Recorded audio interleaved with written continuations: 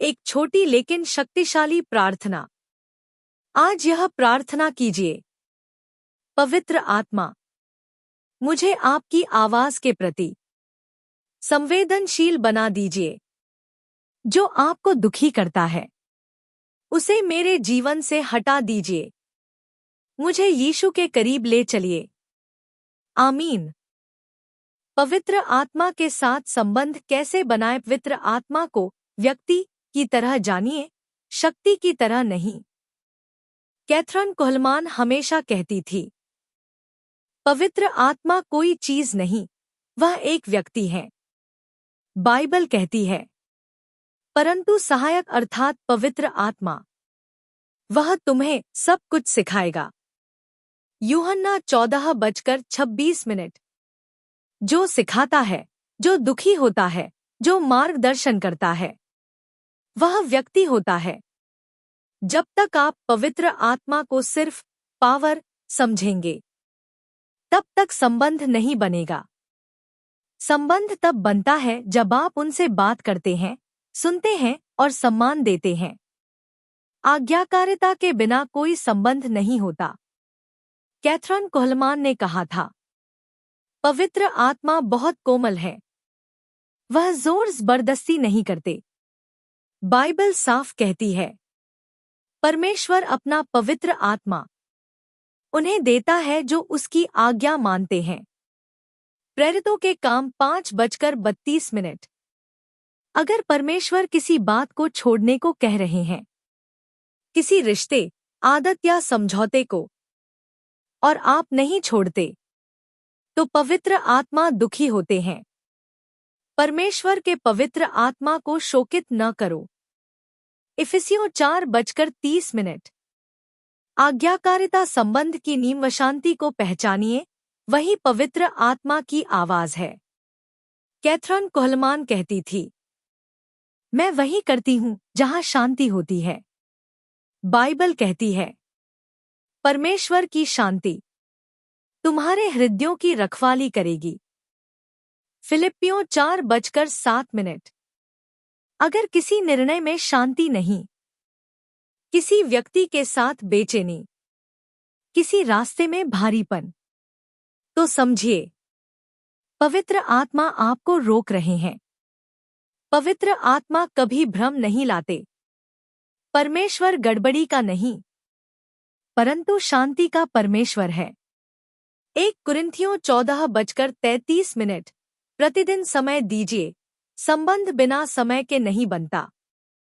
Catherine कुहलमान हर सुबह अकेले समय में प्रार्थना करती थी, बिना मंच, बिना भीड़। यीशु स्वयं ऐसा करते थे।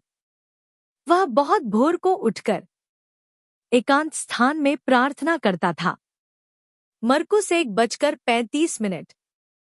अगर आप पवित्र आत्मा से सिर्फ जरूरत के समय मिलते हैं, तो संबंध गहरा नहीं होगा। रोज कहिए, पवित्र आत्मा, आज मेरे साथ चलिए। खुद को खाली कीजिए, तभी आत्मा भरेंगे। कैथरीन कुहलमान का सबसे प्रसिद्ध कथन, He must increase, I must decrease। उसे बढ़ना है, मुझे घटना है। बाइबल कहती है, अपने आप को जीवित बलिदान बनाओ। रोमियो 12:1। घमंड, आत्मनिर्भरता, अपना नियंत्रण, यह सब पवित्र आत्मा को रोकते हैं।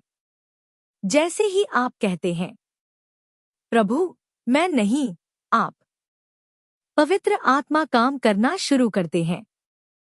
प्रेम के बिना पवित्र आत्मा नहीं ठहरते। कैथरीन कुहलमान बहुत प्रेम से बोलती थी, कभी कठोर नहीं।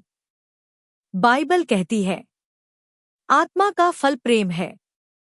गलातियों 5:22। कड़वाहट, माफ न करना, नफरत, ये सब पवित्र आत्मा की उपस्थिति को कम करते हैं। क्षमा उपस्थिति, पवित्र आत्मा कभी जोर से नहीं, शांति से बोलते हैं। कैथरीन कुहलमान कहा करती थी, पवित्र आत्मा फुसफुसाते हैं, अगर आपका मन शोर से भरा है तो आप उन्हें सुन नहीं पाएंगे। बाइबल कहती है, स्थिर हो जाओ और जान लो कि मैं ही परमेश्वर हूं। भजन 46:10। अगर जीवन में बहुत जल्दबाजी, बहुत मोबाइल, बहुत बातें, बहुत व्यस्तता है तो पवित्र आत्मा की आवाज दबी रह जाती है। रोज कुछ पल खामोशी में बैठिए। वही जगह है जहां पवित्र आत्मा बोलते हैं। पवित्र आत्मा कभी डर नहीं, सत्य लाते हैं। कई लोग सोचते हैं कि डर, घबराहट या अपराध बोध पवित्र आत्मा है। यह गलत है। बाइबल कहती है, परमेश्वर ने हमें भय की आत्मा नहीं दी। 2 तीमुथियुस 1:7। कैथरीन कुहलमान सिखाती थी, पवित्र आत्मा सुधारते हैं लेकिन कभी कुचलते नहीं। शैतान डर दिखाता है, पवित्र आत्मा दिशा दिखाते हैं।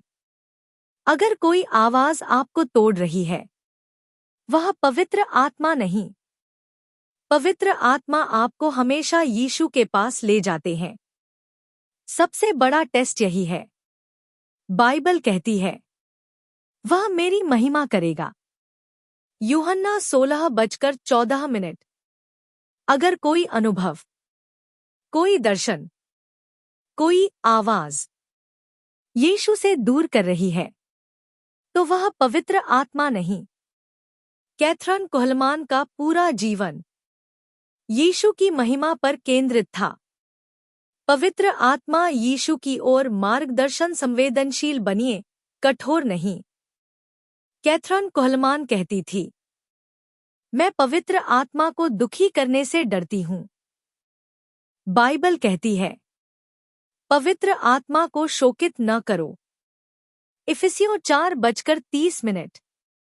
छोटे छोटे समझौते, हल्के झूठ, अंदर की कड़वाहट, ये सब आवाज को धीमा कर देते हैं।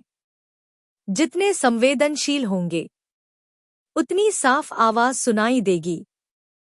पवित्र आत्मा हमेशा समय से पहले चेतावनी देते हैं। कैथरीन कुहलमान के जीवन में कई बार उन्होंने मंच पर जाने से मना कर दिया क्योंकि अंदर शांति नहीं थी। बाइबल कहती है, तेरे कान पीछे से यह शब्द सुनेंगे, यही मार्ग है, इसी में चल। यशायाह 30:21। वह चेतावनी देते हैं, दुर्घटना से पहले, नुकसान से पहले अगर आप अनदेखा करेंगे तो चेतावनी और तेज होगी। आज्ञाकारिता के बाद आवाज और स्पष्ट होती है। यह सबसे गहरा रहस्य है।